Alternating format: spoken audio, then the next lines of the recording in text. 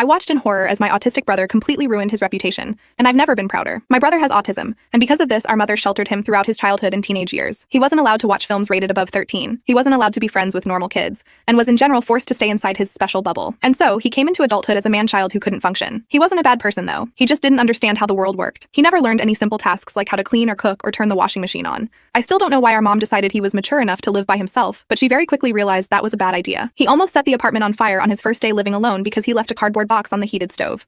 And he almost got arrested on the second day for urinating in his neighbor's plant pot. He explained that he did because he heard that watering plants is good, and as he always made sure to drink his water, he thought that his pee would make a great hydrationer. He moved back into our house that same day, where once again he was sheltered by our mom. Even though he was 20, he still had a bedtime and a nap time, and because of how controlling our mother was towards him, he went insane. After she told him he wasn't getting chicken nuggets until he ate his veggies, he snapped. He screamed at her that he was done, that he wasn't some R-word who was 2 years old, that the reason he is the way he is today is not because of autism, but because of her. She started crying and he went upstairs, slammed the door, and started packing his bags. He left the house that night, and our mother actually tried to block the door, but to no avail. We all tried reaching out him, but he never responded. Let us know where he was, or anything of the sorts. About a year later, we saw his name in the news. He was being sent to prison for 5 years for robbing a convenience clerk at gunpoint because he wanted his M&Ms for free. We didn't hear about him again for another 10 years or so until last Christmas. He reached out to me with an apology email. He said he was sorry for everything he did in the past. He told me about how prison had reformed him, and he asked if he could host the family Christmas Eve gathering this year. We all discussed it with him, and we decided to give him one last shot. Well, when we came over to his house, we were in awe. He had a beautiful girlfriend, his apartment was squeaky clean, and he displayed social manners like we'd never seen him do. He took our jackets and led us to the dining room where we saw a huge table filled with 11 different dishes. Apparently, his girlfriend is Lithuanian,